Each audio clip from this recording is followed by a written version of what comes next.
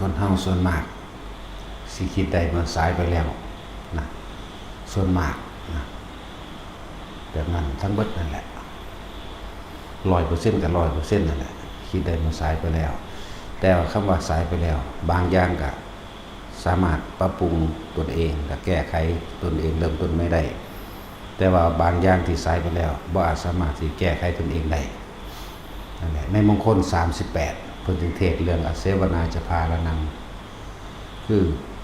บ่ให้สนทนาบ่ให้คบค้าสมาคมคุกคีกับพวกคนพาลเพราะคนพาลสิบ่รู้จักประโยชน์อันใดเป็นโทษได้ประโยชน์บ่รู้จักคือให้กูได้ผ่านไปเลยโดยบ่จักว่าเสียหายหรือบ่เสียหายเป็นประโยชน์ต่อผู้คนหมู่มากหรือแบบใดก็ตามคนพาลแต่ก็พร้อมกับการเห็นแก่ตัวพร้อมนั่นแหละมันอาชาติศัตรูไปคบกับเทวทัตแต่ว่าประวัติของอาชาติศัตรูก็คือตั้งแต่แม่เพิ่นท้องแม่เพิ่นกับน้องสาวของพระเจ้าปเสนนี่แหละแม่เพิ่นท้องแล้วก็การแพ้ท้องตะกี้ก็อยากกินเลือดผัวอยากกินเลือดของพระเจ้าพิมพิสารแต่พระเจ้าพิมพิสารก็ใส่พระขันแท่งขาตัวเองแล้วก็เอาเลือดให้เมียกินนั่นแหละบัดนี้พวกอันเขาเลยมาทำนายแต่ถักว่าลูกผู้นี้น่ะใหญ่ขึ้นมานี่สิทำการปิตุฆาตหมายถึงขาพอเขาก็พยายามที่สิเฮ็ดแท่งออก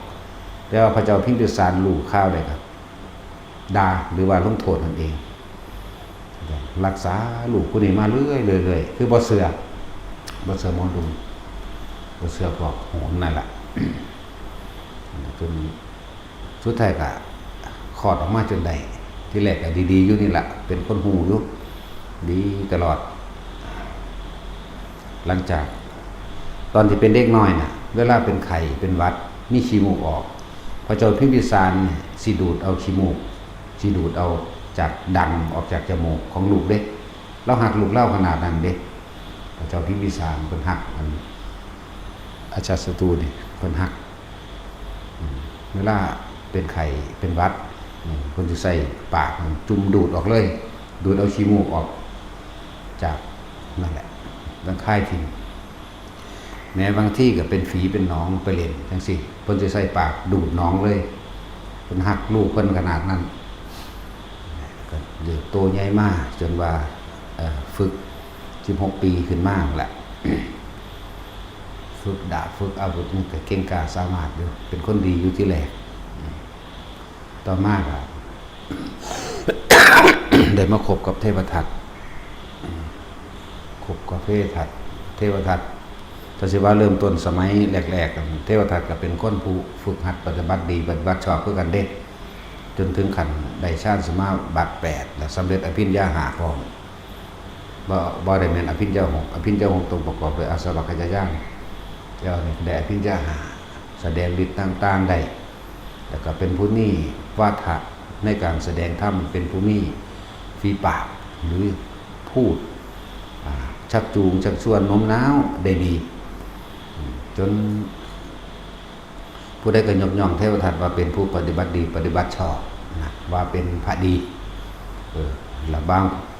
คนมหาชนส่วนมากยกย่องเทวทัตว่ามีคุณมากกว่าพระโมคคัลลานะและพระสารีบุตรโดยซ้ำไปนี่คือคนโมมากเพราะว่าเขาอาศัยสื่อเสียง อาศัยสื่อเสียงจากปากต่อปากแล้วก็อาศัยความเป็นผู้มีวาจาไพเราะ ในเริ่มต้นแรก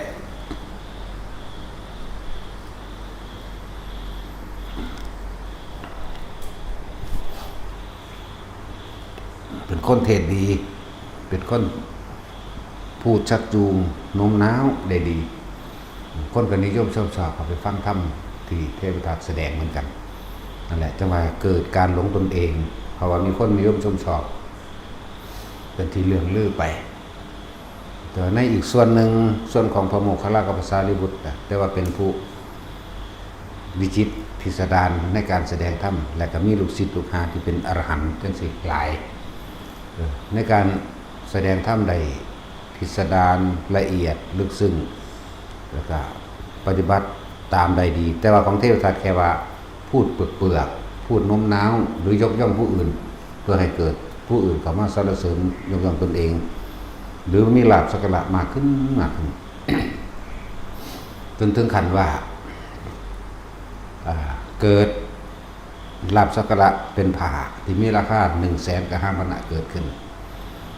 แบบนี้มหาชนคนทั้งหลายก็สิแบ่งออกเป็น2 พวกเมื่อผ่า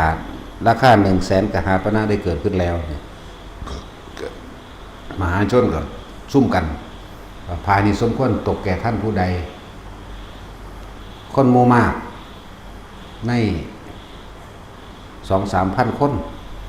เห็นสมควรว่าสิถวายกับเทวทัตเพราะว่าเทวทัตเป็นผู้ปฏิบัติดีปฏิบัติชอบตามความเข้าใจของเขาเป็นผู้มีวาทะกล้าเป็นผู้มีวาทะจักจุงจักชวนล่าเริงก็ว่าไปนั่นแหละอีกคนกลุ่มน้อยที่เขาไปสัมผัสระวังความละเอียดลึกซึ้งของถ้ำแล้วคนส่วนหน่อยนี่เห็นว่าเทวทัตนั้นบ่เหมาะสมกับผ่าที่มีราคาแพงขนาดนั้นเพราะว่าเทวทัตแค่พูดเปลือกแค่โน้มน้าวแค่ชักจูงแค่ชักชวนเป็นผู้มีฝีปากดีในการยกย่องสรรเสริญลูกศิษย์ลูกหามั่งเป็นคำกล่าวที่เผ็ดแสบหมายถึงว่าผู้ใดที่เป็นอาจารย์นะถ้ายกย่องลูกศิษย์นะมันเป็นดุจดังว่ายาพิษคำสรรเสริญเป็นดุจดังยาพิษนะนั่นคือนักปราชญ์ทั้งหลายลงความเห็นแต่ว่ามันหน่อยพูดถึงว่าเราของเทวทัตที่เห็นด้วยกัน3,000 คนจังซี่นะ10,000 คนจังซี่ส่วนที่เห็นด้วยกับพระโมคคัลลาภาษาลิบุตร500 คนจังซี่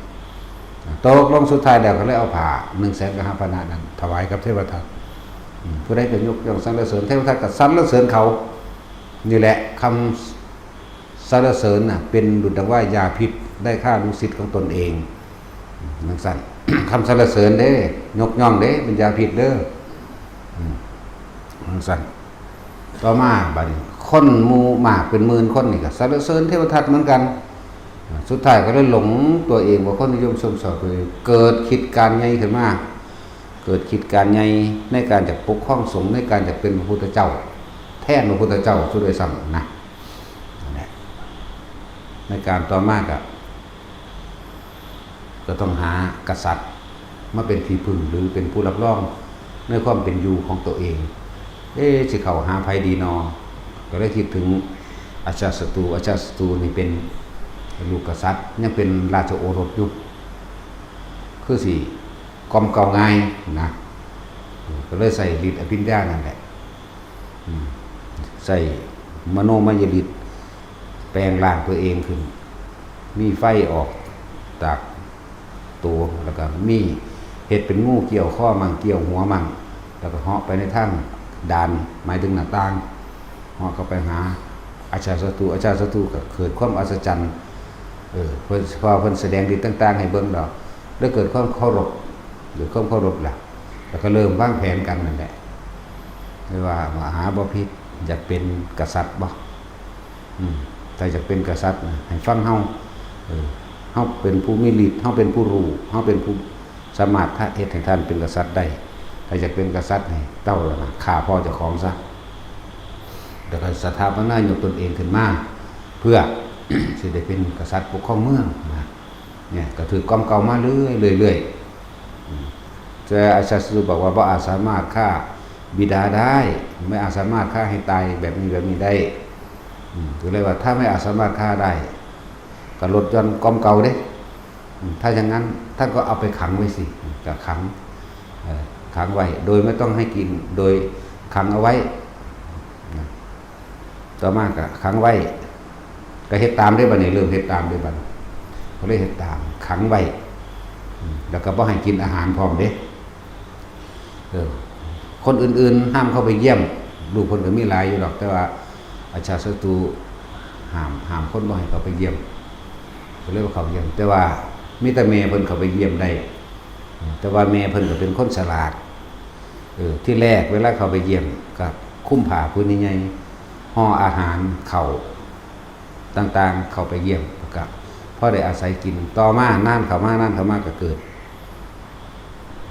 อาจารย์ศัตรูก็จับได้ต่อไปก็คือบ่ให้เอาอาหารเข้าไปบ่ให้เอาอาหารบ่ให้คุ้มผ้าเข้าไปบ่คุ้มผ้าก็เอาใส่รองเท้าเฮ้จนจับได้ว่าเอาใส่รองเท้าสุดท้ายบ่ให้ใส่รองเท้าเข้าไปสุดท้ายเพิ่นก็เอาข้าวต้มหรือที่มันมีเมือกๆนั่นแหละแซ่ใส่ผมเข้าไปให้ผัวดูดกินให้ผมให้พระเจ้าพิมพิสารดูดกินให้ผมต่อไปต่อมากอ่ะห้ามบ่ให้เยี่ยมเลยมันสั่นแหละ ห้ามบ่ให้เยี่ยมแล้วก็มันก็มีเรื่องเล่าที่อาชาศัตรูเริ่มออกรบออกแผงฤทธิ์ตีชิงเมืองต่างๆในหลายๆอย่างนั่นแหละมาเรื่อยจนถึงขั้นว่าจนถึงขั้นตีกันไปตีกันมาในระหว่างผู้เป็นลุงก็คือพระเจ้าปเสนนั่นแหละผู้ลุงและน้องสาวของพระเจ้าปเสนได้ที่ไปเป็นแม่เทวทัตยกให้กันกับอาชาศัตรูไอ้บ่แม่นไอ้พระเจ้าพิมพิสารแหละจนประจับได้จนประสั่งสอนแต่ว่ากับบ่ตีบ่ฆ่าแต่ว่าก็สั่งสอนให้เลิกในการลุกล้านผู้อื่นจังซั่นจังซี่ก็เลยอยากให้บ่ให้มาลุกล้านก็มีเรื่องทะเลาะกันยึดทรัพย์สินอย่างเกี่ยวกับทรัพย์เรียกว่าของขวัญในมือแต่งงานนั่นแหละแย่งที่ดินกันตัวเก่าแล้วไปจริงบ่อยากแย่งดอกสุดท้ายเลยก็ว่าบ่อยากให้มาต่อแยกกันกับลุงอีกผู้ลุงก็เลยเอาลูกสาวเจ้าของนั่นแหละนางมังคลาน่ะมังคลาโกศลนั่นแหละหมายถึงลูกสาวพระเจ้าพิมพิสารบ่แม่นลูกสาวพระเจ้าปัสเสนเอาให้หลานเจ้าของเองแหละลูกน้องสาวบัดนี้ก็เอาลูกเจ้าของเองมาให้หลานไส้นาเข้าใจว่าตาสินนี่ค่อยเว้าเองเขาก็งงเองอยู่เด้ ภาษายังกับผู้อื่นผู้ฟังเนาะ นั่นแหละก็เลยได้ลูกของพระเจ้าปเสนลูกสาวกับนางปทุมมวดียกให้อาชาศัตรูไปอาชาศัตรูก็เอาไปแต่ก็ได้เนี่ยอยู่กันดูนานเติบนั่นแหละจนว่าได้ลูกคนนึงจนว่าถึงลูกคลอดคนละไปแต่ว่าพอกับทรมานยืนสั่นสุดท้ายเพิ่นก็เจริญอานาปานสติหรือเดินจงกรมการทรงสร้างเจริญสร้างและเรียกว่านึกถึงพุทธคุณของพุทธเจ้าอยู่ตลอดสำหรับพระเจ้าพิมพิสารใจว่าล่ะห้ามเยี่ยมเลยได้นี่แต่ว่าก็เลยถามว่าคือบ่ตายเขาก็บ่ได้กินอีหยังก็บ่ได้จักอย่างน้ำบ่ได้กินเขาบ่ได้กินอยู่ได้จังได๋นะก็อยู่ในการใส่อานาปานสติหรือการทรงฌานเจริญฌานอย่างที่ว่านี่แหละเวลาหิวน้ำมาก็แย้มปากขึ้นแอบบินจักน้อยก็บ่แม่นถึงว่าขันแลบเด้แล้วก็หูบลมผมจะว่าสูดลมหายใจเข้าทั้งปากแบบหูบเอานะเพื่อให้มีเกิดน้ำอยู่ในระหว่างลิ้นก็อยู่ได้เพราะว่าอาศัยน้ำมันเกิดขึ้นอีกอย่างหนึ่งก็ชาน้ำอยู่ได้จนสุดท้ายแล้วก็ในระหว่างเดือนหนึ่งได้ส่วนนางมังคลานี่ท้องได้8 เดือนต่อมาเดือนสุดท้ายนี่เดือนที่9นี่จะออกสิคลอดลูกแล้วนี่ก็เลยสุดท้ายว่าพระเจ้าพิมพิสารก็บ่ตายเขาก็เลยบอกว่าเพิ่นอาศัยเจริญพุทธคุณและการเดินจงกรมนาพระเจ้าเทวทัตก็แนะนำอีกคือว่าเอามีดโกนคมๆกรีดเท้าที่ฝ่ากรีดตีนน่ะกรีดฝ่าเท้าแล้วใช้เกลือโรยจึงจะเดินไม่ได้ก็เฮ็ดจังซั่นอีหลีนะแต่สั่งทหารไปเฮ็ดนะสั่งทหารไปก็เฮ็ดแบบนั้น สุดท้ายแล้วเพิ่นก็เดินจงกรมบ่ได้นั่งเพิ่นก็นั่งบ่ได้อีกเพราะว่าต้องเปลี่ยนอริยบทเพราะมันเจ็บมันแสบมันปวดเหลือในมือนั้นมือพระเจ้าพิมพิสารตายสวรรคตพร้อมกันกับมือเมียเพิ่นน่ะออกลูกเข้าใจว่าล่ะออกลูกไงผู้ทหารเสนาอมาตย์ผู้นั้นเป็นผู้เห็นเหตุการณ์ทั้ง2 เหตุการณ์ในระหว่างนางมังคลาเมียของอาชาศัตรูออกลูกได้ผู้ชาย กับพระเจ้าพิมพิสารได้สวรรคตในมือนั้นพร้อมกันตายผู้หนึ่งออกลูกผู้หนึ่งเกิดผู้หนึ่งตายพร้อมกันส่วนเสนามาดกูสิทูลข้าวใดดีก็นอนก็เลยถามว่าท่านอมาตย์ท่านมีอะไรเหรอเลยว่าเมื่อกี้นี่ข้าพเจ้าได้เห็นท่านพระนางมังคลาอันเป็นมเหสีของท่านได้คลอดบุตรชายแล้วเกิดคนลุกคนพ่องสยองเก่าดีใจเกิดความรักขึ้นมาว่าตะพร้อมก็เลยเป็นพอเดียวเพื่อกันนะดีใจน้ำตาไหลปลื้มใจแต่ว่าในใจหนึ่งหวนระลึกนึกถึงพอพอเฮานี่ก็สิบ่คือเฮานี่บ่ก็คือบ่คือกูเองนี่ว่ากูหักลูกกูแบบนี้ก็เลยว่าแล้วท่านพ่อเป็นยังไงมั่งก็ได้โอกาสเสนามาก็ได้โอกาสว่าพระเจ้าพิมพิสารอันเป็นบิดาของท่านได้สวรรคตแล้วให้ได้บัดนี้นั่นแหละดีใจปลื้มหัวยิ้มเลาะสะก้อนจังมาให้ในภายหลังจังว่าคนเฮาน่ะมันสิคิดได้มาสายไปแล้วแล่นไปหาพ่อบัดนี้พ่อก็ตายแล้วหลังจากพ่อตายแล้วให้น้ำศพพ่อแม่ก็ไปคือกันแม่ก็เลยเว้าเรื่องเล่าต่างๆให้ลูกไส้ฟังอย่างบัดนี้ให้อาชาติศัตรูฟังว่าเธอรู้ไหมนั่นน่ะอาชาติศัตรูพ่อของเธอนั่นน่ะตอนที่เธอเป็นหวัดป่วยไข้ไอจามพ่อของเธอนั่นน่ะได้ใช้ปากจูบเอาดูดเอาขี้มูกต่างๆออกจากจมูกของเจ้าเองตัวเจ้าเองเป็นแผลพ่อเจ้าก็ใส่ปากดูดแผลปากดูดฝีออกจากแข้งจากขาของเจ้าเกิดความสะอึกสะอื้นสะเทือนเลื่อนลั่นมากอย่างสั้นล่ะคิดได้มาใช้ไปแล้วแม่ก็เว้าทุกสิ่งทุกอย่างนั่นแม้กระทั่งว่าในตอนที่เจ้าไปเล่นบางหันบางนี้ก็ว่าไปมันมีงูตัวหนึ่งกำลังสิพุ่งตรงกับหาเจ้าพอของเจ้านั่นกระโดดรัดงูเอาไว้ตะคุบงูเอาไว้นั่นแหละคิดระลึกถึงคุณได้บ้านี่นึกถึงคุณพอกับพอดีกับลูกเจ้าของก็ออกนำมันเลยเป็นอย่างสั้นนึกถึงคุณพอตอนที่แม่แพ้ท้องแม่มีความหิวกระหายเนี่ยอยากกินเลือดพ่อของเจ้าก็ยังใช้มีดดาบหรือกรีดเข้าที่แขนตัวเองแล้วก็นำเอาเลือดของบิดามาให้แม่ผู้แพ้ท้องเจ้าในขณะที่ท้องเข้านั่นแหละนะกินเป็นถ้วยไปแพ้เมื่อไหร่พ่อของท่านก็ทำอย่างพ่อของเจ้าก็ทำอย่างนั้นคนเก่าลำพึ่งลำพันผู้เมียก็ดีผู้แม่นี่แหละแม่ของไอ้ชาสตูลำพึ่งลำพันเด็กก็โอ้ยนึกถึงบุญคุณพ่อได้บาดนี่ของคนมันก็จำได้ทุกเหตุการณ์นี่เนาะมันก็ง่ายแล้วนั่นแหละต่อมากับได้ไปอุ้มลูกเจ้าของโอ้ยทั้งโศกเศร้าคักนั่นแหละคิดถึงคุณความรักของเราที่มีต่อลูกอย่างไรความรักของพ่อเราก็คงจะเป็นกับเราเช่นนั้นให้ห้องอย่างสั่นแล้วเพราะว่าเสื้อเทวทัตอันเป็นคนผ่านสันดานเลี้ยวระย่ำสัวศาสตร์สามารถสักจุนให้ผู้อื่นทำพิดุขาดได้อย่างสั้นไปทัศก้าวถึงเทวทัตอาชาติศัตรูนี่กลับใจได้เด้จากว่าอะไร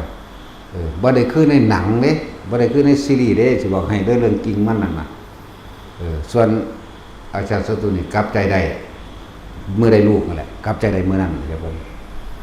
โศกเศร้าเสียใจเป็นอย่างมากบ่ฮู้ว่าสิไปพึ่งพาอาศัยที่ใด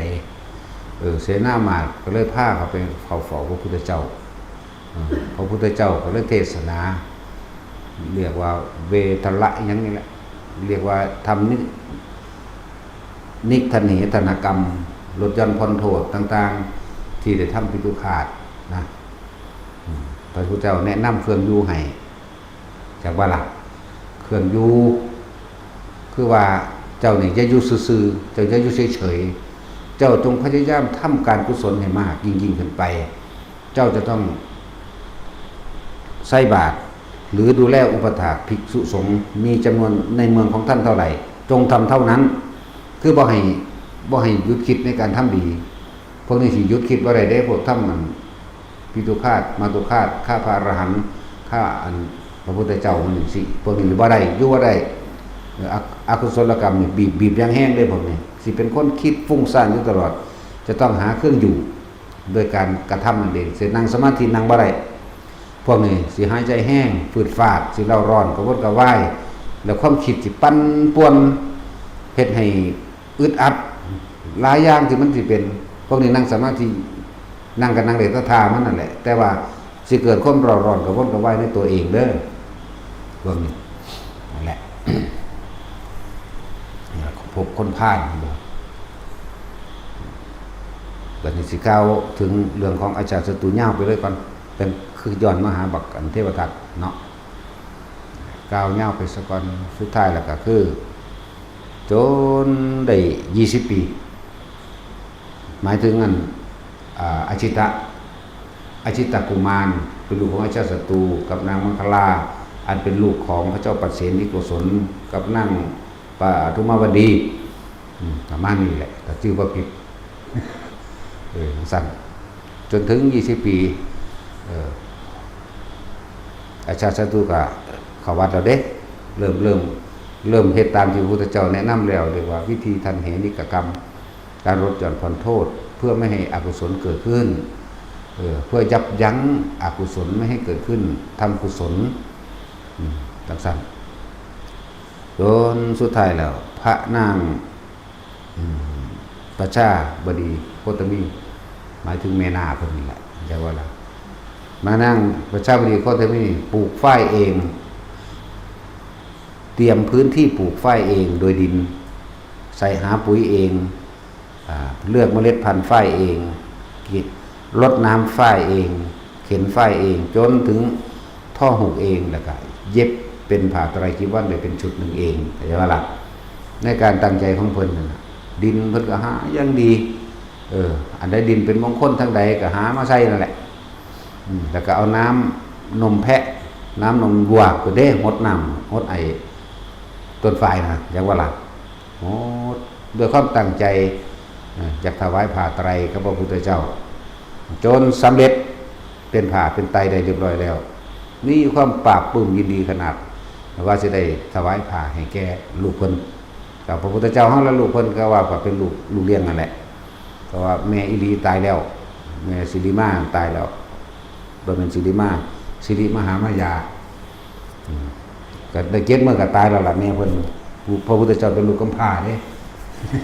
เรียกว่าล่ะกำพร้าแม่ก็เลยเอานางนี่เป็นแม่ตอน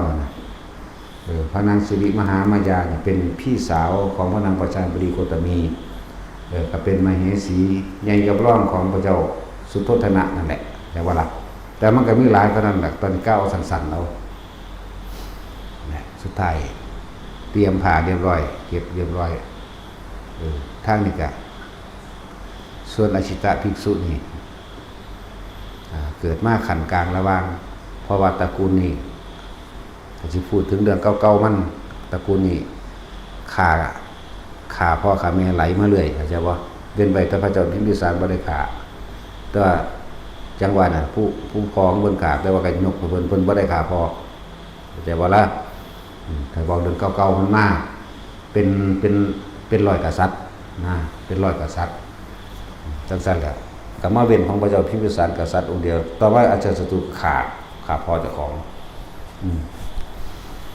สุดท้ายแล้วก็เลยเอาลูกนะมาบวชมาฝากให้กับพระพุทธเจ้าแล้วพระพุทธเจ้าก็สั่งสอนแสดงนั่นนี่ก็เลยขอบวชก็บวชในมื้อนั้นแหละเรียกว่าเป็นประชาสมณะมื้อนั้นก็คือมื้อที่พระนางประชาบดีโคตมีเป็นผู้นิมนต์หมู่พระสงฆ์มีพระพุทธเจ้าเป็นประธานและพระอสิติมหาสาวก80 องค์ที่81คือบวชเมื่อเช้านี้บวชแล้วก็ย่างมานำโลดตะกี้บวชก็ได้พิธีอย่างหลายได้พุทธเจ้าบวชเธอจงเป็นภิกขุมาเถิดอันทำเรากล่าวไว้ดีแล้วแต่ก็พุทธังสรณังคัจฉามิธัมมังสรณังคัจฉามิสังฆังสรณังคัจฉามิตอนนี้นึงได้บวชผ่าลอยมาจากอากาศเองโลดห่มเข้าสู่ร่างมันผมเลยหมดสั่นเหี่ยนเขาเองโลดเด้ตะกี้คนมีบุญคือว่านั่นแหละ บ่เป็นคนสารเลวบาปหนาคือพวกเฮาเนาะพวกเฮามันสารเลวเนาะแม่นบ่ล่ะแต่ดีก็จะมาเกิดตัวแม่นบ่เนาะตาสินสารเลวก็ตาสินนี่แหละนั่นแหละเดินทางมากกับพอดีแม่เจ้าดีโคตมีก็ถวายอาหารนั่นนี่เสร็จเรียบร้อยสุดท้ายก็ถวายผ้าถวายแด่พระพุทธเจ้าพระพุทธเจ้าบ่รับพระกัสสปะพระโมคคัลลาภาษาลิบุตรไหลจนถึงอสิติมหาสาวก80องค์ก็มีผู้ได้รับพระบวชใหม่เมื่อเช้านี่สิย่างมานำคนประชาสมณะก็บ่ล่ะกลับมากันแม่ชาบดีโคตมียืนถ่ายรับซ้ำเห็นบ่ล่ะบ่ได้รู้เรื่องหยังแต่ว่ารับตั้งแต่โอ้ยให้เกือบกิ้งเสียใจนี่เห็นบ่เฮ็ดเฉพาะเจาะจงเฮ็ดท่านเจาะจงแล้วก็ตั้งใจเฉพาะคนผู้เดียวเสียใจสะอึกสะอื้นมันธรรมดาได้สยายผมออกให้เฮ็ดเป็นคือเด็กน้อยแหละ กิ้งไปกิ้งมาหายห้องนั่นแหละพระพุทธเจ้าเลยอยากประกาศคุณของคำว่าการให้ท่านที่บ่จำเพาะเจาะจงมีคุณมากหาประมาณบ่ได้เพิ่นก็เลยเอาบาตรของเพิ่นมานั่นแหละเพิ่นก็เลยอธิษฐานบาตรนี้จงลอยขึ้นไปสู่นภาอากาศสาวกทั้งหลายเราใดก็มีอาจสามารถที่ตามบาตรไว้เว้นไว้แต่อาชิตภิกษุผู้เป็นนอเนื้อพุทธวงศ์พุทธภูมิใช่บ่ล่ะเว้นไว้แต่อาชิตภิกษุผู้เป็นนอเนื้อพุทธวงศ์ผู้ที่เป็นพุทธเจ้าองค์ต่อไปแล้วเพิ่นก็ปล่อยให้บาตรลอยขึ้นแล้วเพิ่นก็สั่งกัสสปะเธอจงไปนำบาตรมาหาโดยฤทธิ์เดชเพียงใดก็สร้างบ่ได้เอาว่าได้โมคคัลลาเธอจึงไปนำบาตรมาแล้วก็ไล่ไปเรื่อยๆนั่นแหละทุกองค์มีฤทธิ์เบิดเด้อบ่ได้แม่นว่าบ่มีเด้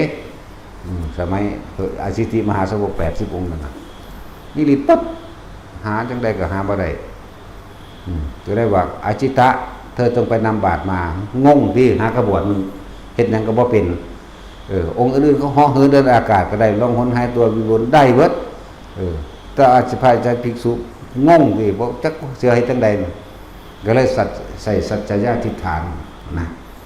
หากข้าพเจ้าจะเป็นผู้มีบุญบารมีได้สั่งสมมาในโพธิญาณอันเหมาะสมอันควร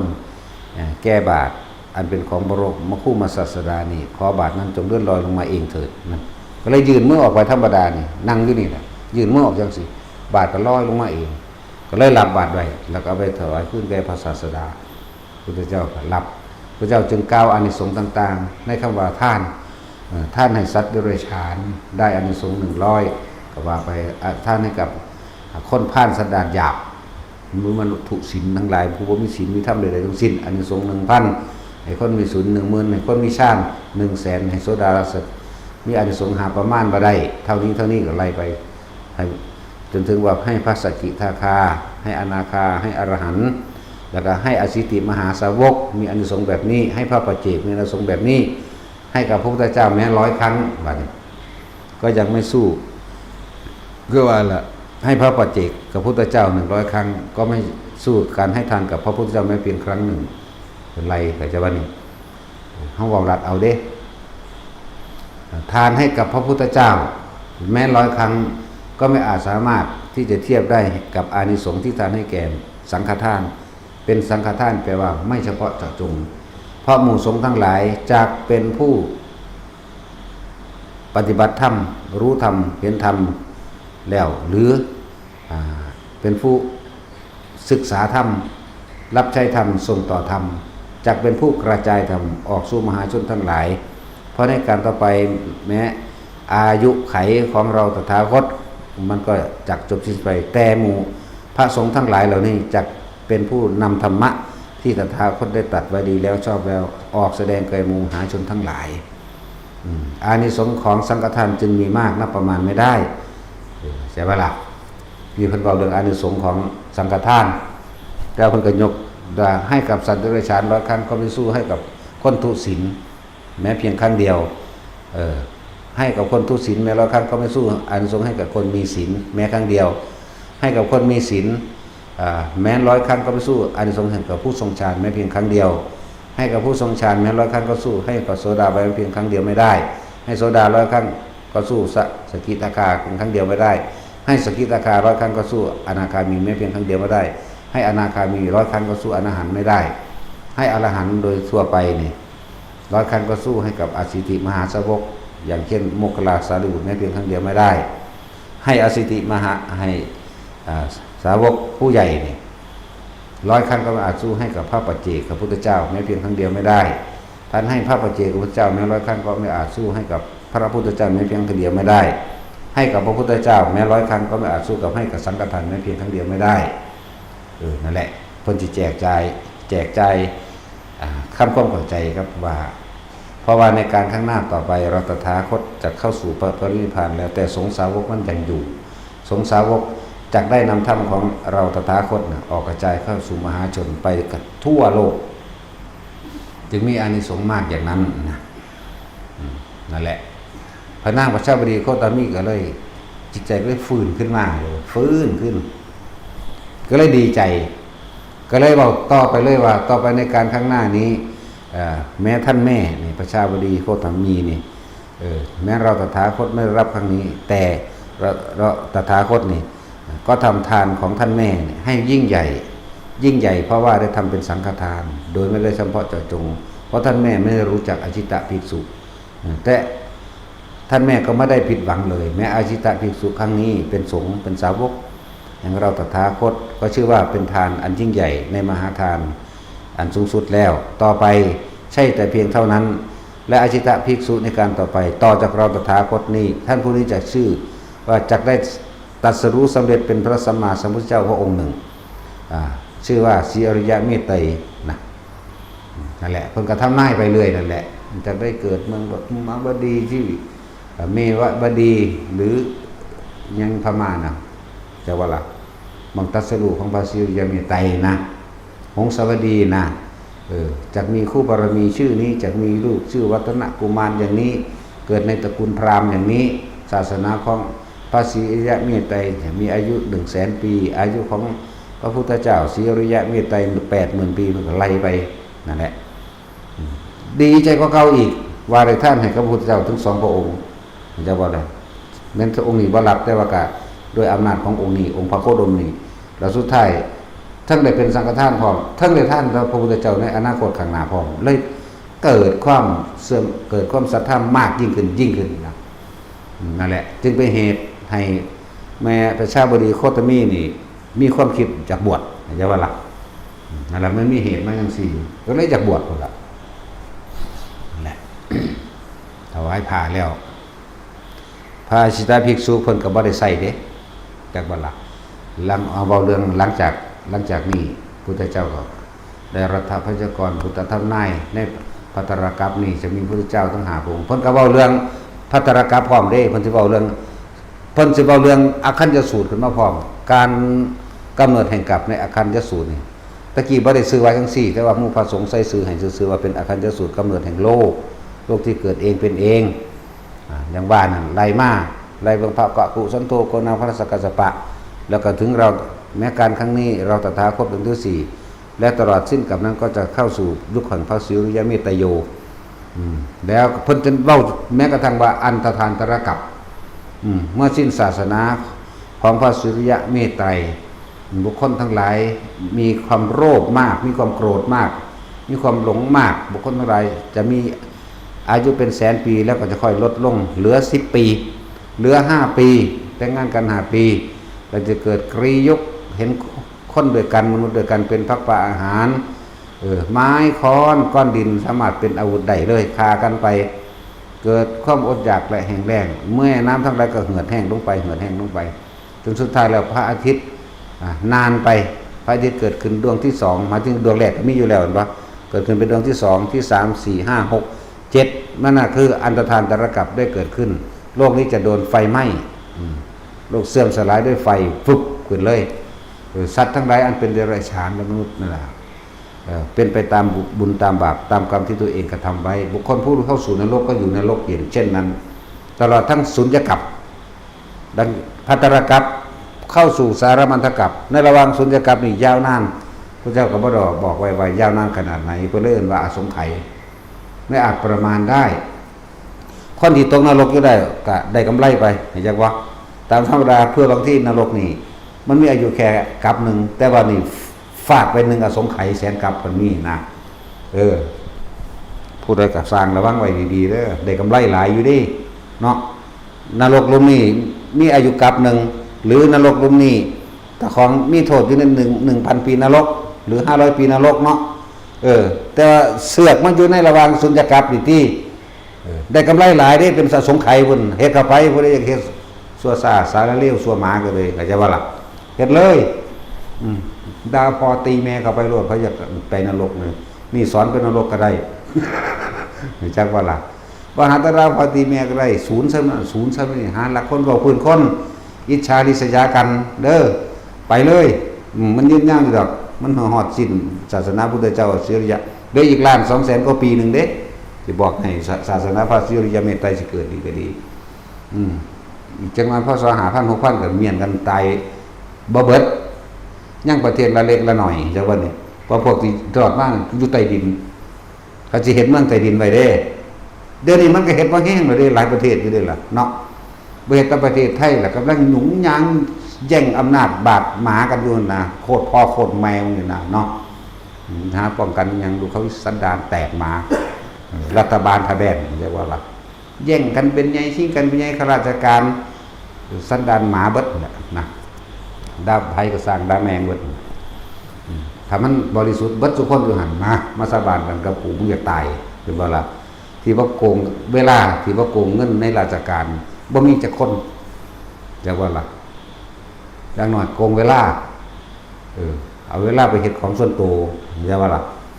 นั่นแหละดาแมงเบิดนี่ล่ะเขาอีหาได้ก็สร้างตายคือเก่าแหละ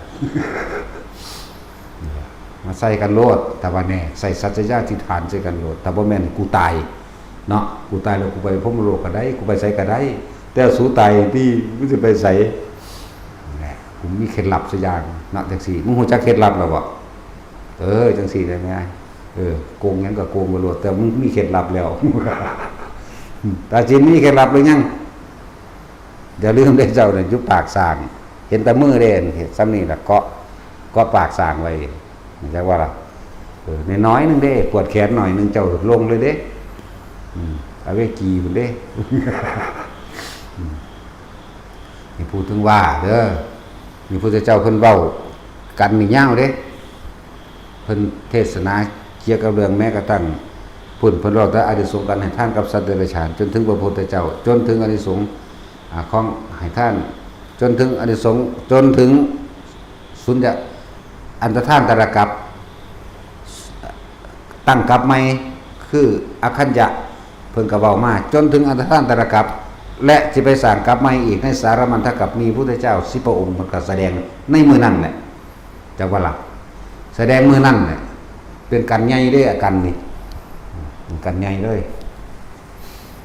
มีพระอาชิตาภิกษุเป็นเหตุให้แสดงเรื่องกรรมและการสิ้นกรรมมีพระนางพระเจ้าบดีโคตมีแสดงเป็นเหตุว่าสังฆทานมีอานิสงส์มากอานิสงส์ใหญ่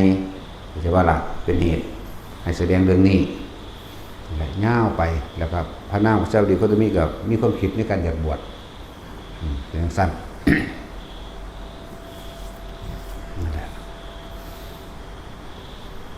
แต่กล่าวถึง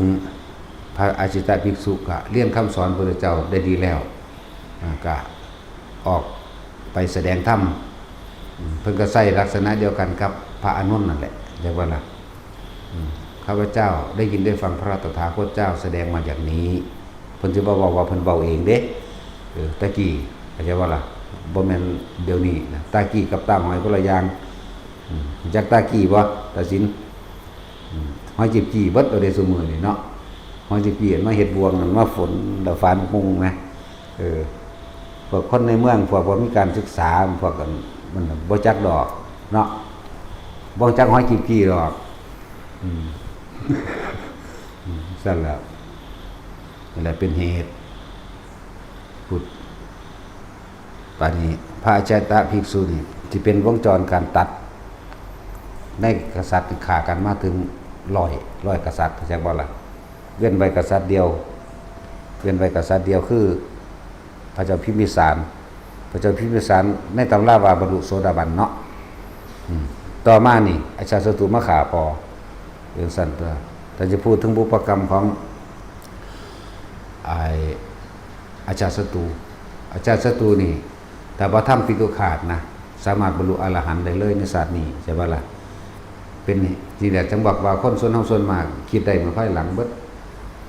พระพุทธเจ้าก็บอกไว้แล้วน่าเสียดายที่อาชาติศัตรูน่ะได้ไปพบคนพาลสันดานหยาบทำให้เสียมรรคเสียผลแห่งตนเองซึ่งวาสนาบารมีก็เต็มแล้วสามารถที่จะบรรลุเข้าสู่มรรคผลนิพพานในปัจจุบันชาตินี้นั่นแหละจึงเป็นเหตุให้เพิ่นแสดงธรรมอาเสวนาจะพารานังนำครับประกอบกันกับอันเทวดามาถามเรื่องอะไรคือมงคลอันสูงสุดนั่นแหละแต่ว่าล่ะแต่เพิ่นแก้ปัญหาเทวดาเพราะแห้งล่ะแต่เพิ่นก็เลยนำว่าอาเสวนาจะพารานังว่าจะคบกับคนพาลจะสนทนาคนพาลจะคุกคีคนพาลสันดานหยาบต่อคนพาลสันดานหยาบพาลงนรกเบิดมันจะจักประโยชน์หยังมันเห็นตั้งแต่ประโยชน์มันเองเห็นแก่ตัวคว้าขาเอามันก็ขาเอาเพราะหลักมันเอาเพราะที่โยนคนผิดให้ผู้อื่นมันก็โยนเลยเพราะจะก้าวตู้ใส่ไหลไผมันใส่เลยนินท่าวาหลายไผนั่นแหละคนพาลจากว่าล่ะนั่นสั่นแทนที่อาชาติศัตรูสิได้บรรลุอรหันตผลในปัจจุบันศาสตร์นี้แต่ว่ากลับอยู่ในมหาเวทีนรกไปละหมื่นพระพุทธเจ้าได้ยังสิพ้นใดถ้าว่าสั่นแสนพระพุทธเจ้าซ้ำกันกับเทวทัตเด้เพราะว่าเรียกว่าวิธีหรือนิทันเหตุนกรรมทำให้ไม่เกิดอกุศลเกิดขึ้นอีกก็เลยต้องหาเครื่องอยู่นี่คือสินั่งสมาธิก็นั่งบ่ได้หรอกพวกนี้นั่งบ่ได้เราร้อนกระวนกระวายเกิดกายห้อนขึ้นมาโลดบ่สงบดอกบ่ได้คือในหนังในซีรีส์เด้มันเป็นนั่งสงบจะหันไปมีทางของจริงมันเป็นแบบนี้พวกนี้นั่นแหละจังว่าพวกเจ้าหรือคนฟังจะคิดได้เมื่อสายไปแล้วได้ยินได้ฟังธรรมแล้วก็ปรับตัวใหม่อย่าว่าล่ะวิธีทำหรือวิธีให้เกิดการทรงฌานเจริญฌานหรือฝึกหัดเป็นวิธีที่ง่ายๆแล้วที่นำมาให้ง่ายกับทุกคนบ่ฮู้จักหยังหันฝึกง่ายเนาะ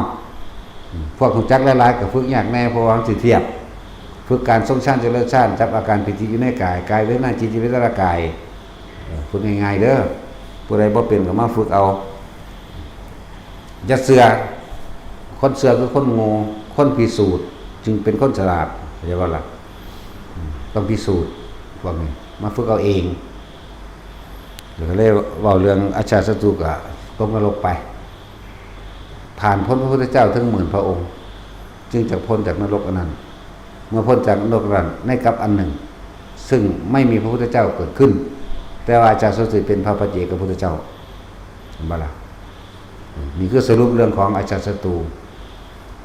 เมื่อพระพุทธเจ้าพวกเจ้าแต่องค์เดียวมันก็พอแห้งแล้วเนาะนี่แม้พระโคตรองค์เดียวนี่แม้เครื่องนึงแล้วได้เฮานี่จังน้อยเฮาก็ตายแล้วได้นี่มันก็ยังยากมันดากมันทุกข์อยู่ปานนี้เนาะจังซั่นแล้วเราจะไปเมื่อนพระพุทธเจ้าบ่ต้องเอาองค์ที่10,000ดอกเอาองค์ที่100จักว่าเป็นเกิดไปใส่เดือนอยู่ทั้งใดเดี๋ยวนี้องค์ที่100เนาะแต่องค์ที่10เฮาพอฮู้อยู่ องค์ที่1ถึง10 20ได้องค์ที่30เฮาก็พอรู้อยู่นับจากหลัง30องค์ไปนั้นเฮาบ่รู้จักว่าล่ะบัดนี้สิว่าองค์ที่100จักสิเป็นใส่เดือนหรือใส่จักสิเป็นหินเป็นแม่งไม้เป็นให้แม่งโยห้องเวงๆอยู่ทั้งไหนเนาะซั่นแล้วเป็นปูเป็นปลาอยู่ไสหรือเป็นหมาเป็นคนอยู่ทั้งไหนไม่รู้สิไปว่าหยังกับองค์ที่10,000เนาะนี่สรุปของอาจารย์ศัตรูหลังจากนั้นเกิดขึ้นมาก็จังสิมาเป็นพระพัจเจกจักว่าล่ะตอนนี้เว้าย้อนหลังขึ้นไปหาเทวทัตเด้อบัดนี้เด้อเทวทัตหลังจากว่าสามารถควบคุมอาชาติศัตรูได้แล้วแต่ในความอยากไงบัดนี้ก็สิเว้าในระหว่างทำการนั้นนำเว้าสัพพสัมมาบ่เบิดเด้แม่ของอาจารย์ศัตรูเนี่ยก็ตรอมใจตายน้ำผัวเข้าใจบ่นี่แม่ของนั่นน่ะน้องสาวพระเจ้าพระเสนเนี่ยยังโกศลนี่แหละชื่อว่านั่งยังวันเดียวสร้างหิแมงเลยเว้ย ชื่ออะไรเลยบอกได้ก็เลยตัว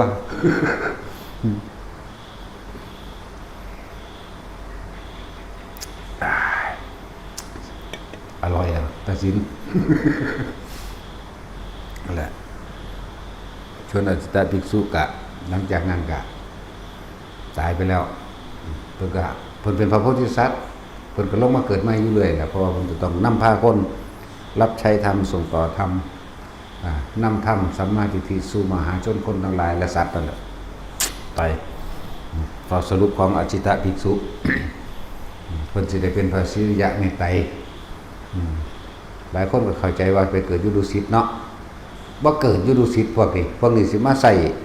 สินำคนสิเกิดสร้างบารมีอยู่เลยเกิดต่อติดพวกนี้เขาเลือกได้จากว่าล่ะนั่นแหละหลังสั่นมีเรื่องจบเรื่องของอจิตตภิกษุพระพุทธเจ้าก็บอกให้แล้วยืนยันให้แล้วต่อมาครับบัดนี้มาเว้าในขณะที่อาชาศัตรูยังมีชีวิตอยู่นึงก็เทวทัต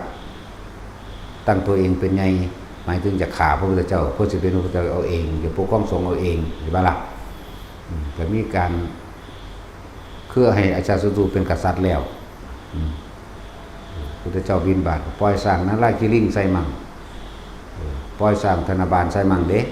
บ่แม่นตะแคนาราคิลิงเด้นั่นแหละเขาสร้างกินเหล้ามันก็เมาก็เห็นมาบิณฑบาตนั่นก็เป็นประกาศความจงรักภักดีของพระอานนท์อย่างหนึ่งเด้ตอนที่ปล่อยสร้างนาราคิลิงมาบิณฑบาตพระสงฆ์ทั้งหลังแตกหนีเบิดสร้างมันเมาเหล้าพระอานนท์แลนขวางพระพุทธเจ้าไว้เลยเด้สาวบ่มีฤทธิ์มีเดชจักหน่อยแต่ว่ามีความจงรักภักดี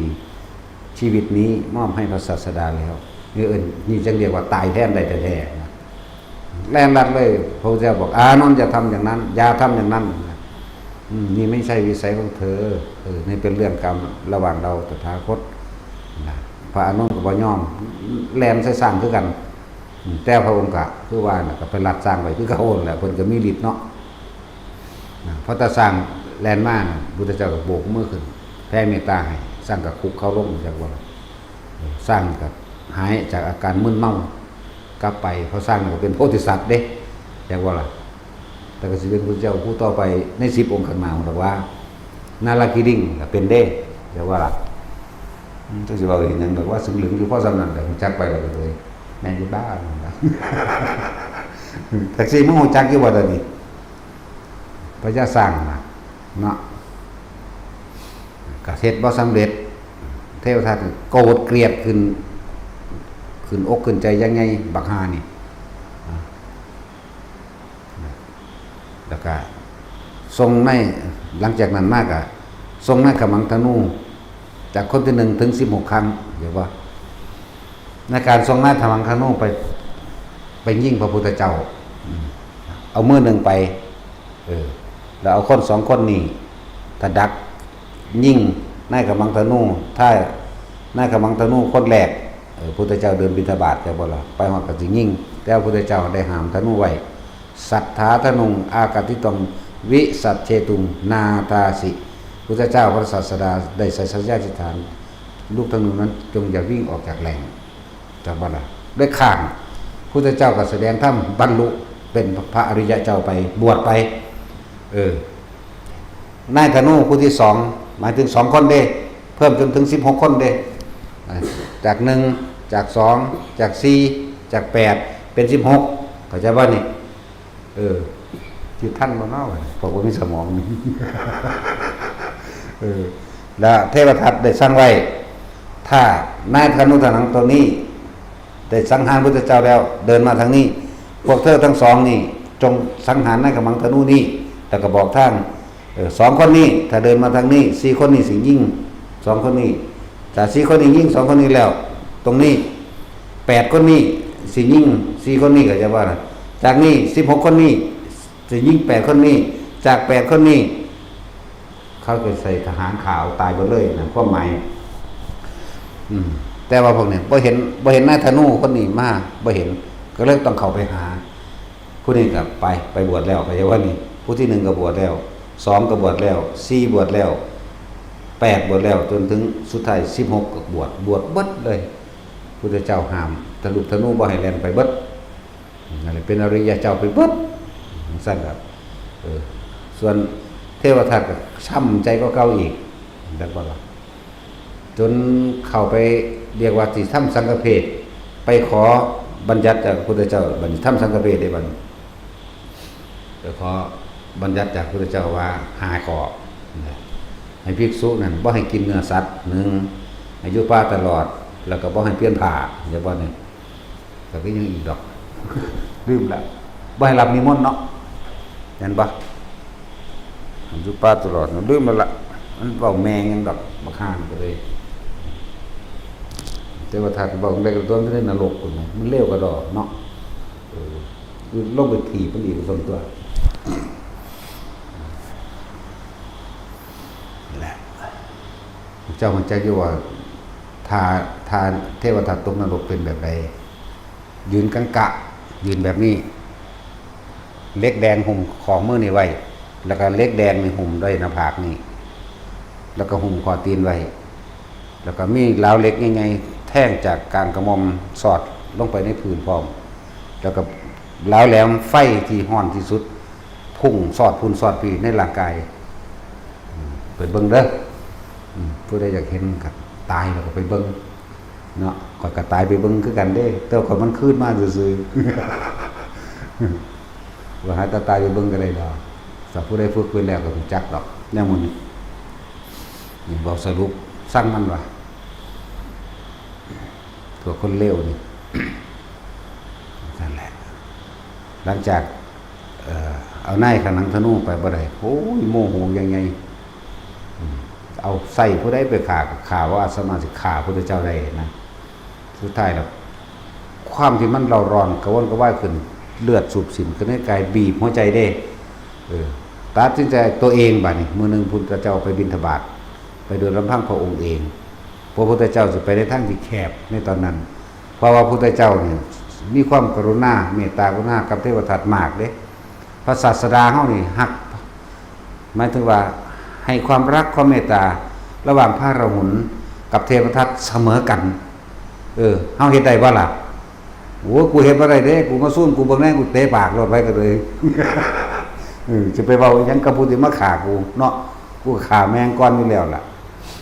อย่างเช่นพวกป่าไม้กูฆ่าแมงเบิดนี่ล่ะก็พวกใดทำลายศาสนาเอาพระศึกกูก็ฆ่าแมงเบิดนั่นแหละมึงสิเป็นไผก็สร้างมึงมาโลดมึงอยากตายมึงสิมียศหยังกูบ่มียศซะอย่างกูมีแนวเสียเนาะเนาะก็ไผผู้เดียววะเนาะกูแล้วเมื่อนั้นพุทธเจ้าสิสงเคราะห์ให้คลายความอัดอั้นตันใจให้คลายความแค้นเมื่อนั้นถ้าเทวทัตบ่ได้ทำลายพระพุทธเจ้าอย่างใดอย่างหนึ่งให้เกิดความเจ็บปวดเทวทัตสิหัวอกแตกตายเลือดสิแตกปากแตกดังออกเองโดยที่บ่ได้สำนึกเป็นสมาธิิเข้าใจว่าล่ะเบิ่งดูเพิ่นกรุณาเมตตาขนาดใดเนาะเพิ่นซอยเหลือด้วยความรักความเมตตาขนาดใดสุดท้ายแล้วก็ไปแล้วไปทั้งเตรียมก้อนหินไว้ไว้หม่องมันเหมาะพุทธเจ้าก็ฮู้ว่าเฮ็ดไปจังซี่มันสิไปจังซี่ฮู้อยู่ว่าฮู้เป็นจังซี่บ่ฮู้ถึงขั้นความคิดฮู้ถึงขั้นว่าถ้ามื้อนี้ถ้าบ่ไปให้มันเฮ็ดเทวทัตสิหัวอกแตกตายโดยไม่ได้สำนึกไม่ได้กลับใจไม่ได้ขอขมาพระรัตนตรัยโดยไม่ได้เอาพระรัตนตรัยไปเป็นที่พึ่งเทวทัตสิเกิดกลายเป็นมิจฉาทิฏฐิแบบหาที่สุดที่ประมาณไม่ได้นะอาจจะเป็นนิจตะมิจฉาก็ได้เขาจะว่าดิแต่ว่าคำว่านิจตะภิกษุมันก็บ่นิจตะดอกมันเป็นตลอดไปดอกเป็นคำสาวกที่เป็นเขียนขึ้นมาเพื่อให้เกิดความเข้าใจซื่อๆเด้อนิจตะภิกษุบ่แม่นนิจตะอันเป็นมิจฉานิจตะบ่มีดอกเพราะทุกอย่างบ่แน่สัตว์ทั้งหลายเมื่อพิษมากๆแล้วก็เข้าสู่ธรรมก็มีอยู่เกิดกลายเป็นสัมมาก็มีอยู่เด้อเฮาก็เห็นคำนึงที่เขาพากันแช่ที่เขาพากันโพดมันบ่แม่นนะแต่ว่ามันยาวนานซื่อๆมันยาวนานสิเป็นตลอดไปเลยเป็นตลอดไปบ่ได้เพราะทุกอย่างไม่เที่ยงอนิจจังมันบ่อนัตตาอยู่แล้วทุกอย่างนั่นแหละ เมืองนั้นก็เทวทัตก็เตรียมตัวแล้วพุทธเจ้าก็ถือบาตรไปโดยลำพังพระองค์เองเด้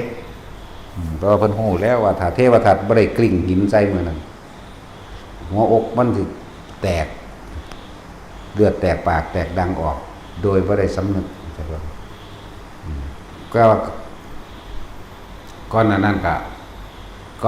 คัดแย้งกับพระพุทธเจ้านำผ้า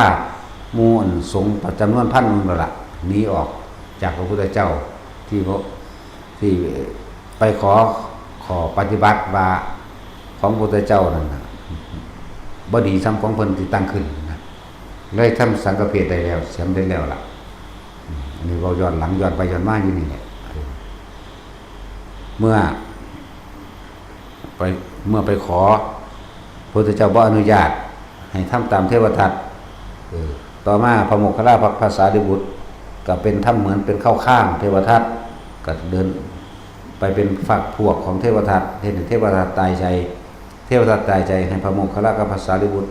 เป็นผู้แสดงธรรมให้กับภิกษุผู้หลงผิดท่านองค์นั้นก็อย่าว่าละบ่เป็น500ได้เป็นพันเด้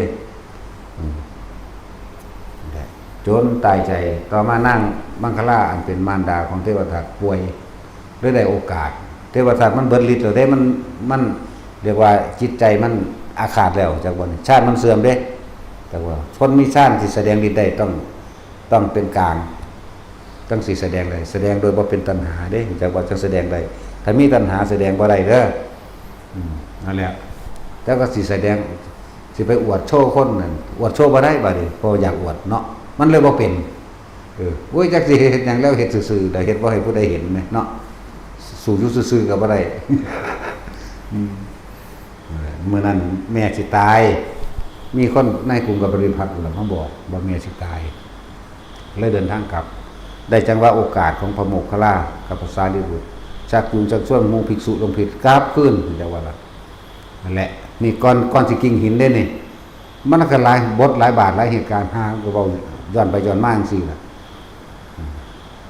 กลับขึ้นแล้วกลับขึ้นไปหาพระพุทธเจ้าเรียบร้อยแล้วได้ทำการขอโทษขอขมาทั้งหลายแล้วเทวทัตกลับมาจากกรุงกบิลพัสหลังจากงานศพแม่แล้วศพแม่แล้วก็กลับมาเห็นแบบว่างแปลนเป่าแต่ว่าโกกาลิกะที่โกกาลิกะรออยู่ที่สำนักพอได้เห็นเทวทัตมาเท่านั้นกระโดดเข้าร้อยกระทุ้งที่หน้าอกพุ่งทุบตีท่านเป็นยังคือบ่เสือเฮาบอกท่านแบบตัวว่าอย่าไว้ใจโมคคัลลากับสารีบุตรโมคคัลลากับสารีบุตรเป็นคนเลวเป็นคนลามกเป็นคนยังกับเว้าสารพัดในการดูถูกเข้าใจบ่ล่ะในการดูถูกในการจับจ้วงในการทำลายชื่อเสียงเพิ่นก็ทุบตีเทวทัตนั่นแหละเทวทัตกะอักเลือดพุ่นล่ะรุ่นนั่นแหละก็เลยคิดนั่นแหละแต่ว่าบัดนี้แต่จะเว้าถึงโกกาลิกะอีกโอ้มันก็หลายตอนแต่ว่าแล้วจบบ่เนาะกูมื้อนี้ หลังจากทุบตีเทวทัตแล้วเนาะเดี๋ยวย้อนไม่อาจจะจำตอนผิดก็ได้แล้วเอาเรื่องโกกาลิกะก่อนหลังจากทุบตีเทวทัตแล้วก็กลับไปต่อว่าพระพุทธเจ้าไปต่อว่าพระพุทธเจ้าไปฟ้องพระพุทธเจ้าว่าพระโมคคัลลากับพระสารีบุตรเป็นคนลามกเป็นคนบดีแบบนั้นแบบนี้หลายอะไรอย่างแต่พระพุทธเจ้าก็บอกโกกาลิกะเธอจะทำอย่างนั้นที่จะหาเป็นกัลยาณมิตรที่ดีสูงสุดอันประเสริฐนี่ที่จะเสมอเหมือนด้วยโมคคัลลาและสารีบุตรไม่มีเธอจงคิดได้เถิดเธอจงคิดได้เถิดคือคิดได้แล้วก็จังว่าเธอจงกลับใจแล้วก็ข้านเข้าไปขอขมาโมคคัลลาและพระสารีบุตรเถิดที่จะหาสาวกอย่างเช่นโมคคัลลาสารีบุตรเป็นอันไม่มีแล้วก็เถียงพระพุทธเจ้าอยู่หั่นแหละนี่หลังจากนั้นมาโกกาลิกะกลับมาที่สำนักของเองป่วยเป็นฝีขึ้นบักไงเป็นสีเป็นตุ่มคือตุ่มอิสุกอิสัยนั่นแหละบักไงเท่าหมักลูกพุทธาหมักท่านแล้วก่อนไงขึ้นจนว่าเท่าพ้นมาตุ่มเนี่ยเห็นว่าความประมาทความดูถูกพระโมคคัลลากับพระสารีบุตรนี่ภายใน7 มื้อแล้วก็ตายซ้ำก็ลงไปสู่ปฐุมนรกนี่แหละก็ลงไปสู่ปฐุมนรกบ่ทันได้แม่นมหาเวกี อายุตั้งแสนปีนรกแล้วมึงสิไปไสก็ไปเถอะวะเนาะ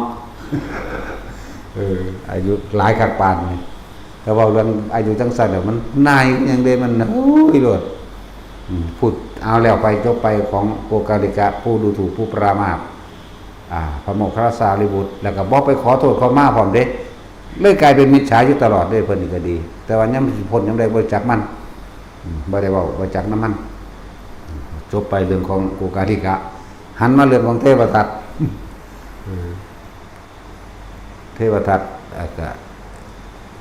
ก็ไปทุ่มหินใส่พระพุทธเจ้าก่อนเนาะแม่นบ่ไปทุ่มหินใส่พระพุทธเจ้าก่อนหลังจากกราบจากงานศพแม่มา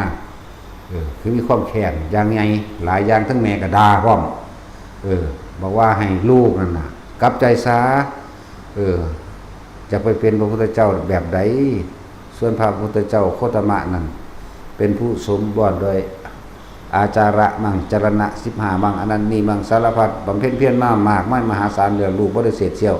ให้ไปขอขมาเพิ่นซะแล้วแค้นขึ้นก็เก่าน่ะอันนั้นแหละที่มันแค้นแห้งแค้นก็เก่าอีกที่แม่บอกว่าให้ไปขอขมาพระโคดมซะหั่นน่ะแค้นเก็บความแค้นมานั่นแหละเก็บความแค้นมากก็เลยหาวิธีถ้าบ่ได้ฆ่าพระโคดมนี่กูต้องหัวอกแตกตายแน่นั่นแหละพุทธเจ้าทั้งสงเคราะห์ให้ว่าเพิ่นก็ได้เดินไปบิณฑบาตในช่องแคบอันนั้นเพื่อให้เทวทัตกิ่งหินใส่นั่นแหละในขณะที่กิ่งหินใส่บัดหินลงกุลุกลงไปนั่นมันจะมีหิน2ก้อนโผล่ขึ้นมารับก้อนหินตัวนี้ไว้ปึ๊กสะเก็ดหินอันนึงซัมโปตีนนั่นแหละที่มันแตกออกจากหินกระแทกฟงปึ้งไปถูกหลังเท้าพระศาสดาเขาทำให้โลหิตตุบบาทห่อขึ้นเป็นเลือดห่อขึ้นเขียวเหี่ยวๆขึ้นกระหม่อมนั่นแหละตีนเขียวขึ้นได้กระหม่อมเลยก็คือตายเห็นได้ตาสินบ่เห็นสิเว้าบ่เนาะเขียวขึ้นเลยเด้กระหม่อมเลยจนว่าเพิ่นก็ย่างเก็บขยกคือกันนั่นแหละกับเฮาเพิ่นก็เก็บคือกันจังซั่นแหละนี่พูดถึงเรื่องนี้ก่อนเอายาวไปเลยซะซั่นหลังจากนั้นเพิ่นไปบิณฑบาตกลับมาก็มีคนบอกว่าเพิ่นเจ็บแบบนี้แหละก็เลยเอิ้นหมอชีวกกุมารพัฒน์มาหมอชีวกกุมารพัฒน์ก็นำเครื่องมือหมอเครื่องมือแพทย์ของตัวเองมาแล้วมาพาให้ยาชายามึนตะกี้มีแล้วเด้จักบ่ล่ะเขาจะเอาหยังเฮ็ดยาชาจะก็ฟินคักๆนั่นแล้ววิธีสกัดน้ำฟินเฮ็ดเป็นยาชาเลยนี่ก็เฮ็ดเป็นแล้วเด้แต่หมอชีวกก็เป็นผู้พาเฮ็ดนั่นน่ะก็ได้สูตรนั้นตะพุ่นละมั้งเท่าเดี๋ยวนี้แหละมาฉีดยามึน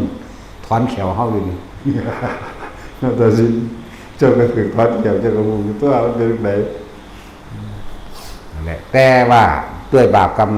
อันเป็นเศษกรรมของพระพุทธเจ้าเขาต้องรับเทศให้หมอชีวกบ่อาจสามารถเห็นยาชาก่อนฟินอันนั้นใดนะบอกง่ายๆซะว่าก่อนฟินอันใดโอ้กลัวไปดินะกลัวนะเท่บางยังใดหายเลยก็บ่เห็นพุทธเจ้าเห็นอยู่แต่ว่าบอกบ่ได้ไม่ได้ให้ขนขวายเพื่อตนปัจจุบันนี่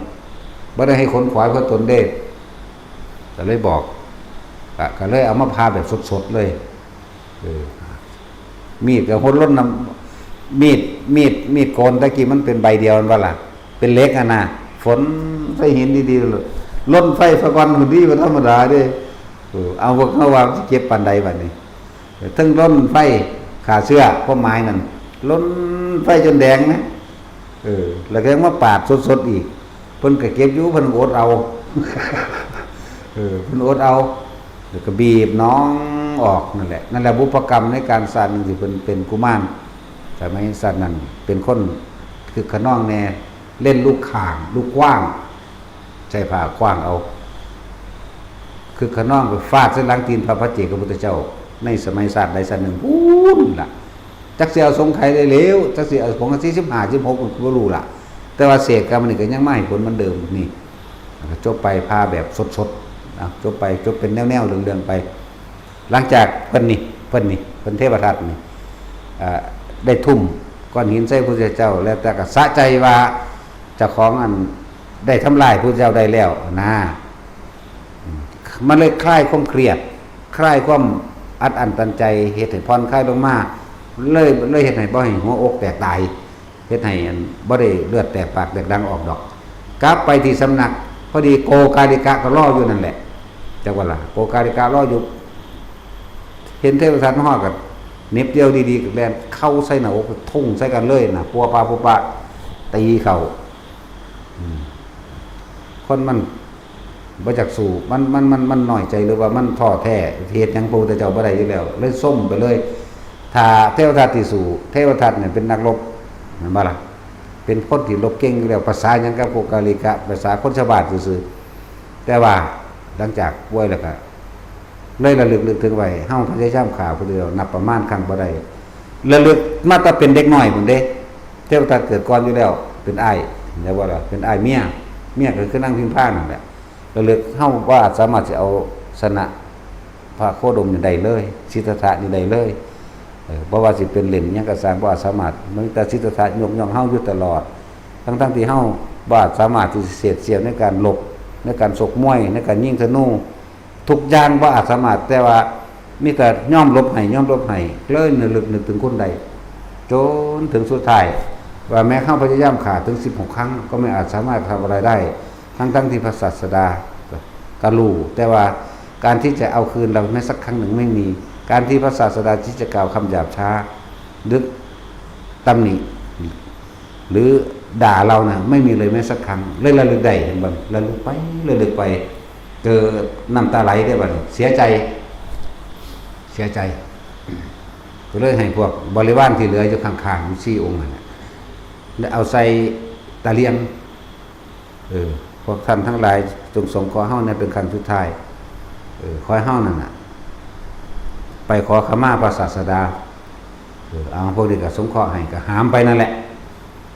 นี่คือสำนึกได้โดยตนเองเราได้บัดนี้สำนึกได้โดยตนเองเด้หามไปถึงเมืองนี้พระอานนท์ก็รายงานเทพทัตกำลังเดินทางมาตอนนี้อยู่ในระยะกิโลเท่านั้นพระเจ้าค่ะจากจังไรก็ไม่เห็นเราตถาคตเข้ามาถึง16กิโลแล้วพระอานนท์ก็รายงานอีกพระเจ้าค่ะเทพทัตกำลังเดินทางมาอย่างไรก็ไม่ถึงเราตถาคตจนถึงยุทธนาวัดชิตวันบัดนี้แต่ว่าในระยะห่างอยู่กิโลหรือประมาณกิโลกว่าประมาณนั้นแหละมันมีสระน้ำอันหนึ่งอยู่ในหันสระน้ำพวกหมู่หามมานี่ที่เพิ่นฮ้อนเพิ่นเมื่อยจากว่าเทพทัตมันก็ฮ้อนมันก็เมื่อยคือกันพวกพระภิกษุ3-4องค์ฮ้อนพากันลงอาบน้ำพากันลงอาบน้ำแล้วเทพทัตก็สิลงอาบน้ำคือเขาที่แค่ว่าพอจะเอาเท้าตีนน่ะแตะพื้นดินปุ๊บแผ่นดินสิแยกออกเลยแผ่นดินบ่อาจสามารถรองรับมหาเลวมหาสัวซ่ามได้ขนาดนั้นแผ่นดินแยกออกเฮ็ดให้ดึงปึ๊บลงไปแต่เหลือจะประมาณข้อเทวทัตก็เงยเลยแงนหน้าขึ้นเลยลึกถึงคุณพระพุทธเจ้านี่พุทธคุณบ่ระลึกถึงคุณพระพุทธเจ้ากึกแผ่นดินแล้วหยุดไว้ซะก่อนเพื่อให้เทวทัตได้กล่าวคำสำนึกโดยตนเองนั่นแหละกล่าวคำสำนึกไหลเรื่องหลายอย่างที่เฮ็ดสะสมมาแล้วน่ะเลยว่าครับกล่าวคำสำนึกระลึกถึงคุณของพระเจ้าไหลมาแต่เป็นเจ้าชายสิทธัตถะไหลมาแต่ของก็เป็นเจ้าชายเหมือนกันเด้ไหลมาจนถึงการบวชไหลมาสำนึกความผิดที่เจ้าของเฮ็ดไว้น่ะนะสำนึกมาสุดท้ายก็เลยว่า การครั้งนี้คือสิบ่ได้เห็นพระศาสดาแล้วข้าพเจ้าขอถวายกระดูกคางเป็นพุทธบูชาธรรมบูชาสังฆบูชาพุทธังธัมมังสังฆังสรณังคัจฉามิหลังจากก้าวเข้าสุดปุ๊บลงไปเลยแล้วก็ไปยืนข้างย่างอยู่ในมหาเวทีนรกเท่าเดี๋ยวนี้แหละว่าท่านพ่อหน้าที่เด้เอาวะตัดสินว่าท่านพ่อหน้าที่เด้ของนรกอันนั้นเด้โอ้ยจักระเบิงเนี่ยแสนพุทธเทวทัตจังสิพ้นไหมโอ้ยองค์ที่แสนจังสิเป็นอีหยังอยู่ไสแล้วเดี๋ยวนี้ กูไปก่อนละ กูอยู่ดอกหน้าอีกมื้ออื่นมื้อนี่กูก็ไปแล้ว รู้จักว่าล่ะมือระแบบกันเด้มือกลับมือสงไข่ รู้จักว่าล่ะโอ้ยาแก้ไออย่างดีนี่โคคาโคล่าตอนนี้ ยาแก้ไอ กินยาแก้ไอมันว่าเศร้าเว้ยกินแล้วก็ไอก็เกาอีแมวนี่กูกินโคคาโคล่านี่แหละง่วงมันเมื่อย โคคาได้เลยโคก็แปลว่าง่วงเด้อมันก็ไปฆ่าขี้ตมมันก็เลยล่าได้เป็นที่มาของคำว่าโคคาโคล่า พูดถึงว่าเด้อตอนที่ว่า เหลืออีกประมาณกิโลกว่าๆเนี่ยตอนนี้เทวทัตอยู่หน้าพระเชตวันแล้วพระเจ้าข่าพระอานนท์รายงานนั่นแหละแม้กระนั้นก็ไม่เห็นเราตถาคตเห็นปะพระเจ้าบอกเอกะนามจริงเด้คำใดเรื่องคำนั้นเด้หนึ่งบ่มีสองเด้แต่ว่าดีที่เทวทัตแต่ก็สำนึกในตนเองได้แม้นบ่ได้สำนึกโดยต่อหน้าพระพุทธเจ้าก็ตาม แต่ว่าสำนึกด้วยใจด้วยความจริงใจด้วยความรู้สึกที่สำนึกผิดจริงๆนั่นแหละแล้วก็ดูแผ่นดินสูบลงไปกัวกาลิกะก็ฮู้แล้วพอลงไปสู่ปฐุมนรกเนาะส่วนเทวทัตกับมหาเวกีนรกเป็นกล่าวถึงพระศาสดาเพิ่นลำพึงถ้าอาชาติศัตรูไม่ทำผิดขาดอาชาติศัตรูก็จะเข้าสำเร็จสู่พระอรหันต์ในชาตินี้น่าเสียดายที่อาชาติศัตรูได้ไปคบคนผ่านเสียก่อนนั่นแหละต่อมาเพิ่นก็เว้าเรื่องถ้าเทวทัตกลับใจได้มาขอขมาเราซึ่งยังไม่ทำถึงขนาดนั้นใด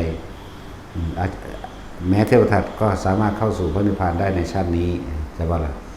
แม้กินจะมาในเวกา